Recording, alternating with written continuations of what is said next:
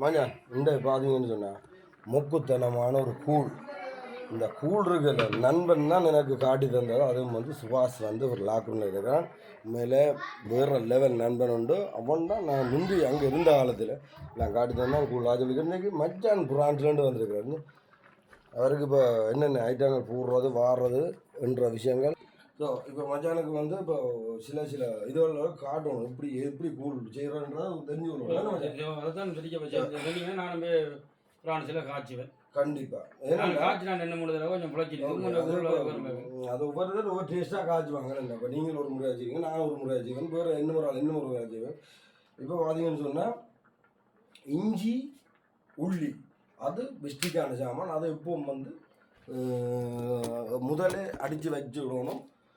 கொஞ்சம் இந்த வீடியோ நீளமாக தான் இருக்கும், சொறி போட்டோம். அடித்து வச்சுட்டு பிறகு இன்னொன்று சொன்னால் தனி மிளகாய் அதில் ஒரு 1/2 கிலோ மிளகாய் இருக்குது. 1/2 கிலோ மிளகாய் அடித்து வைக்கணும். அதை நாங்கள் போடுற இதில் பொறுத்து ஒரு நண்டு மீன் நண்டு இருக்குது, அதுக்கு தேவை அதையும் புரிவாக அடித்து வைக்கணும். மற்றது இதுக்கு வந்து முக்கியமான பைத்தங்க பிலாக்கோட்டை, இது பிஸ்டிக்கான சாமான். கிழங்கு. அப்போ முதல்ல தண்ணியை விட்டுட்டு அப்படி தண்ணி கோச்சி வந்தது பிறகு பிலாக்கொட்டையை போடணும். ரெண்டாவது இதாக போடுவோம் பைத்தங்க கொஞ்சம் லேட் ஆகும் அவிய. அதை போட்டது பிறகு நண்டு இருந்தால் நண்டை போடுவோம். நண்டை போட்டுட்டு பக்கத்துல புளி ஒரு 1/4 கிலோ புளி உடைச்சி போட்டு அதை ஊற்றுவோம். ஊற்றி போட்டு திருப்ப கொஞ்சம் கொதிக்க விட்டு நண்டையும் போட்டுட்டு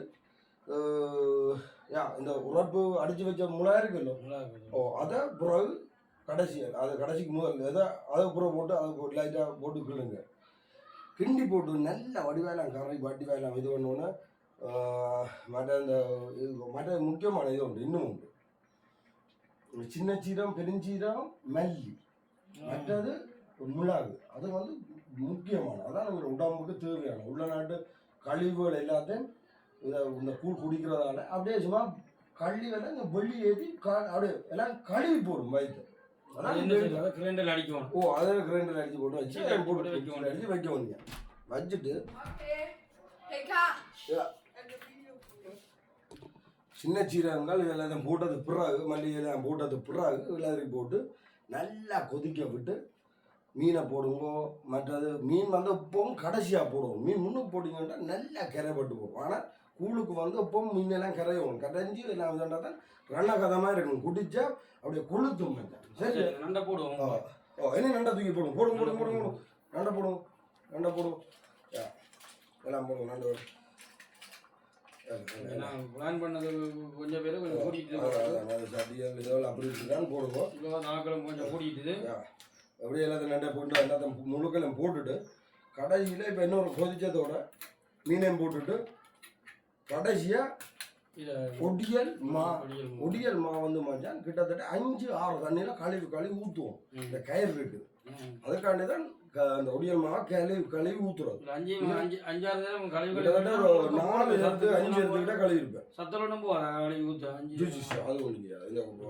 கச்சல் போயிட்டு அது பிறகு சும்மா வேற லெவலில் இருக்கும். முக்குத்தனமாக இருக்கும். குட்டிச்சா வெறுத்தனமாக இருக்கும். இந்த கூழை குடிச்சு போட்டு சொல்லுங்க அப்படி இருக்குன்னு சொல்லி அடுத்த வீடியோ போடுவான்னு பாருங்க. அந்த குடிச்சாலும் கூழுக்கு வேந்தேன் அது வந்து அந்த மாதிரி தான் இருக்கும். வேறு லெவலில் இருக்கும் கூழ் நீங்கள் வாங்கினா. ஓகே, நன்றி வணக்கம். மீண்டும் சந்திப்போம் இன்னொரு வீடியோவில். Okay bye. கொஞ்சம் கூடி